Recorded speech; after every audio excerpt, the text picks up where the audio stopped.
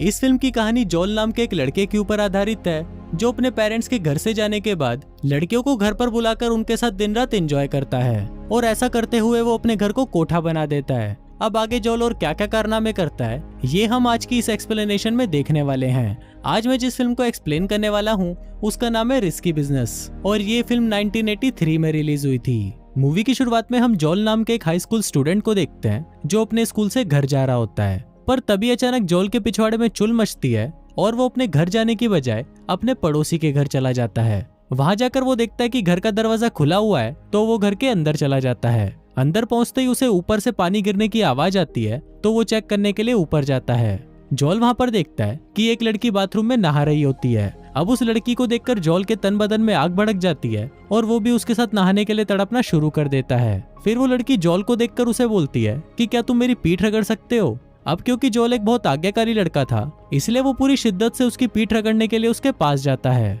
जोल जैसे ही उस लड़की के पास पहुंचता है तो तभी उसकी नींद खुल जाती है और हम देखते हैं कि जोल सिर्फ सपना देख रहा था। फिर शाम को जोल अपने दोस्तों से मिलता है और वो उनके सामने लंबी लंबी फेंकना शुरू कर देता है। जोल बोलता है कि कल रात को मैंने पड़ोस की बेबी सीटर के साथ घपाघप किया। अब ये बात सुनकर उसका कोई भी दोस्त उस पर विश्वास नहीं करता और सभी उस पर हंसने लगते हैं। इसके बाद जोल अपने एक दोस्त चमन चूतिया को बताता है कि उसके पेरेंट्स कुछ दिनों के लिए शहर से बाहर जा रहे हैं। इस पर चमन चूतिया उसे बोलता है कि तुम इस मौके को बिल्कुल भी गंवाना मत और रोज घर पर एक नई लड़की बुलाकर उसके साथ मजे करना।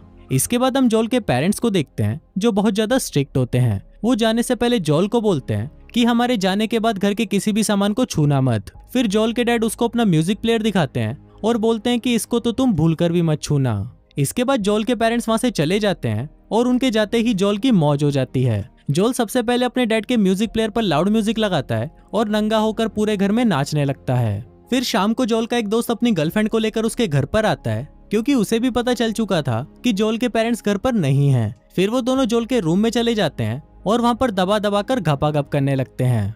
अब नीचे बैठा हुआ जोल उनकी आवाजें सुनकर बहुत इरिटेट हो जाता है और वो अपने डैड की लग्जरी कार लेकर वहां से बाहर चला जाता है। रास्ते में वो लड़कियों पर अपना इंप्रेशन जमाने की कोशिश करता है पर लग्जरी कार होने के बावजूद भी कोई भी लड़की उसे भाव नहीं देती। फिर अगले दिन जोल का दोस्त चमन चूतिया उसे बताता है कि अभी तुम्हारा घर खाली है और हमें इस चीज का फायदा उठाना चाहिए।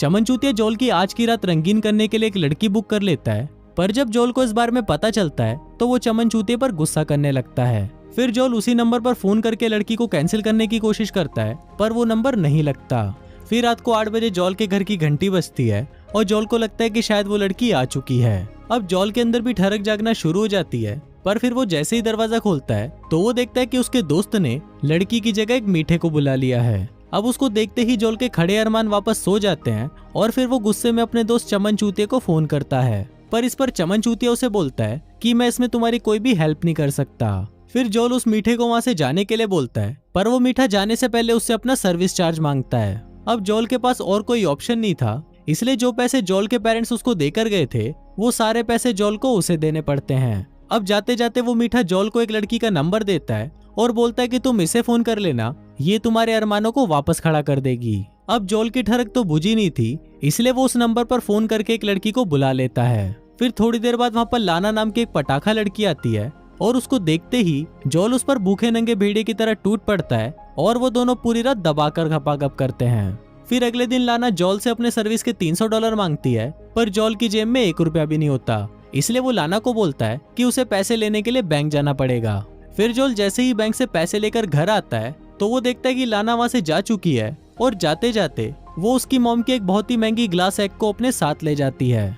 अब ये देखकर जोल बहुत ज्यादा घबरा जाता है और वो अपने दोस्त चमन चूतिया के साथ मिलकर लाना को ढूंढना शुरू कर देता है। और फिर एक दिन लाना उन्हें एक होटल में दिखाई देती है। फिर लाना जोल के पास आती है और उसे बोलती है कि मेरा मैनेजर मेरे पीछे पड़ा हुआ है, इसलिए तुम मुझे जल्दी से यहाँ से कहीं लेकर चलो। पर इस पर जोल लाना को बोलता है कि पहले तुम मेरी मॉम का एंटीक एग वापस करो तभी मैं तुम्हारी हेल्प करूंगा। लीना उसे बोलती है कि मैं तुम्हें वो वापस कर दूंगी, पर प्लीज अभी मुझे यहाँ से लेकर चलो। फिर जोल भी जल्दी से गाड़ी भगाकर वहाँ से निकल जाता है, पर लाना का मैनेजर उसका पीछा करने लगता है। अब मैनेजर से पीछा छुड़ाने के लिए जोल बहुत तेज गाड़ी चलाता है और फाइनली वो उससे पीछा छुड़वा लेता है। जोल लाना से पूछता है कि वो मैनेजर तुम्हारे पीछे क्यों पड़ा हुआ था। इस पर लाना उसे बोलती है कि उसने मैनेजर से कुछ पैसे उधार लिए थे और वो उसके लिए काम भी करती थी, पर उसके रूड बिहेवियर के चलते उसने उसका काम करना बंद कर दिया। फिर लाना उससे पूछते कि क्या वो आज रात को उसके घर पर रुक सकती है, तो जोल इसके लिए उसे हाँ बोल देता है। फिर अगले दिन जोल को स्कूल जाना था, इसलिए वो लाना को वहाँ से जाने के लिए बोलता है, पर लाना उसे वहाँ से जाने से मना कर देती है और जोल को बोलती है कि जब तक तुम स्कूल में हो मैं तुम्हारे घर का ध्यान रखूंगी। फिर जोल स्कूल चला जाता है और जब वो स्कूल से वापस आता है तो वो अपने घर में से अपने एक दोस्त को बाहर निकलते हुए देखता है। जोल उसे पूछता है कि क्या तुमने लाना के साथ घपाघप तो नहीं किया। इस पर उसका दोस्त उसे बोलता है कि मैंने लाना के साथ तो नहीं, पर उसकी दोस्त के साथ दबा कर किया है। फिर जोल घर के अंदर आकर लाना को बोलता है कि ये कोई भिंडी खाना नहीं है और यहाँ पर ये सब नहीं चलेगा। लाना उसे पैसे देने की भी कोशिश करती है, पर जोल उसे और उसकी दोस्त को घर से बाहर निकाल देता है। बाहर निकलते ही वहाँ पर लाना का मैनेजर आ जाता है, इसलिए वो दोनों भागकर वापस जोल के घर में आ जाती हैं। फिर वो मैनेजर जोल को धमकी देता है और बोलता है कि तुम्हें हमारे बीच में नहीं आना चाहिए, और ऐसा बोलकर वो वहाँ से चला जाता है। फिर घर के अंदर लाना जोल को बोलती है कि वो बस कुछ ही दिनों तक यहाँ पर रहेगी और उसके पेरेंट्स के आने से पहले वो यहाँ से चली जाएगी। फिर रात को जोल जब अपने रूम में बैठा होता है तो लाना उसके पास आती है और उसे उसके साथ में ड्राइव पर चलने के लिए बोलती है। फिर वो दोनों ड्राइव पर जाते हैं और वहाँ पर लाना जोल को बोलती है कि तुम्हारे दोस्त बहुत अमीर हैं और मैं भी ऐसे बहुत से लोगों को जानती हूँ, इसलिए क्यों ना हम तुम्हारे घर में एक एडल्ट क्लब का बिजनेस शुरू करें। इस पर जोल उससे पूछता है कि तुम ये सब क्यों करती हो, तो लाना उसे बताती है कि जब वो छोटी थी तो उसके स्टेप फादर उसका फायदा उठाया करते थे, इसलिए वो उससे परेशान होकर घर से भाग गई और तभी से ही वो ये काम कर रही है। अब जोल लाना से बहुत सवाल पूछ रहा था, इसलिए लाना को ये सब कुछ अच्छा नहीं लगता और वो वहाँ से चली जाती है। अब जोल की कार एक हिल पर खड़ी थी, इसलिए वो कार अपने आप ही सरक कर नीचे जाने लगती है। जोल उसे रोकने की बहुत कोशिश करता है, पर वो कार सीधा जाकर नदी में गिर जाती है। अब ये देखकर जोल की फटकर 64 हो जाती है, क्योंकि वो कार उसके डैड की सबसे लग्जरी कार थी। अब उस कार को रिपेयर कराने के लिए जोल को बहुत सारे पैसों की जरूरत थी, पर जोल के पास तो एक फूटी कौड़ी भी नहीं थी। अब जोल के पास कोई दूसरा ऑप्शन नहीं था, इसलिए वो लाना के पास जाता है और उसका बिजनेस प्रपोजल एक्सेप्ट कर लेता है। अब इसके बाद से ही उन दोनों की ऐश हो जाती है और वो दोनों अपने अपने कॉन्टेक्ट्स को यूज करके अपना बिजनेस शुरू कर देते हैं और जोल के घर में कस्टमर्स और लड़कियों की भीड़ लग जाती है। उसी रात एक कॉलेज से टट्टूलाल नाम का एक आदमी जोल का इंटरव्यू लेने उसके घर आता है। घर के अंदर आते ही वो देखता है कि ये घर कम और भिंडी खाना ज्यादा लग रहा है। फिर जोल उसे लेकर एक खाली कमरे में जाता है, पर जोल वहाँ पर एक बहुत बड़ा बिजनेस चला रहा था, इसलिए उस कमरे में हर थोड़ी देर में कोई ना कोई लड़की को लेकर आ जाता था। फिर वो रिक्रूटर जोल से पूछता है कि तुम आगे क्या करना चाहते हो, तो इस पर जोल उसे बोलता है कि मैं बिजनेस करना चाहता हूँ। फिर इंटरव्यू खत्म होने के बाद वो रिक्रूटर भी वहाँ पर रुक जाता है और 2-4 शॉट लेने के बाद वो वहाँ से चला जाता है, क्योंकि भैया टट्टी और ठरक को कोई नहीं रोक सकता, उसे तो बाहर निकालना ही होगा।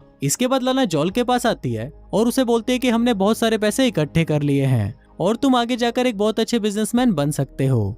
अब जोल और लाना के अंदर भी ठरक जागने लगती है और वो घपाघप करने के लिए एक ट्रेन में चढ़ जाते हैं।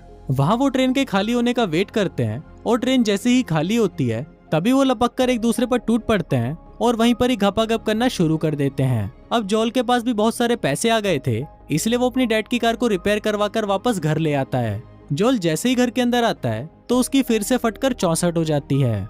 वो देखता है कि उसके घर का सारा सामान गायब है। जोल को लगता है कि शायद उसका सामान लाना ने ही चुराया होगा, इसलिए वो लाना को फोन करता है, पर फोन लाना का मैनेजर उठाता है और वो जोल को बोलता है कि मैंने ही तुम्हारा सामान चुराया है। अब आज के दिन ही जोल के पेरेंट्स भी वापस आने वाले थे, इसलिए जोल मैनेजर से रिक्वेस्ट करता है कि वो उसका सामान वापस कर दे। फिर थोड़ी देर बाद मैनेजर सारा सामान लेकर जोल के घर के बाहर आ जाता है और उसको बोलता है कि तुमने अपने बिजनेस से जो भी पैसे कमाए हैं वो सारे तुम मुझे दे दो। अब जोल के पास कोई दूसरा ऑप्शन नहीं था, इसलिए वो सारे पैसे उस मैनेजर को दे देता है। फिर जोल अपने दोस्तों के साथ मिलकर सारे फर्नीचर को वापस अपनी जगह पर सेट कर देता है। फिर थोड़ी देर बाद उसके पेरेंट्स भी घर आ जाते हैं। फिर उसकी मॉम जब घर का सारा सामान देखती है तो वो जोल को बोलते हैं कि तुमने मेरे एंटी कंडे पर क्रैक डाल दिया है, और इस पर वो उसे बहुत ज्यादा डांटती है। फिर इसके थोड़ी देर बाद जोल के फादर उसके पास आते हैं और उसे बोलते हैं कि जो रिक्रूटर तुम्हारा इंटरव्यू लेने आया था वो तुमसे काफी इम्प्रेस हुआ है। दोस्तों, यहाँ पर आपको पता ही होगा कि रिक्रूटर किस चीज से इम्प्रेस हुआ है।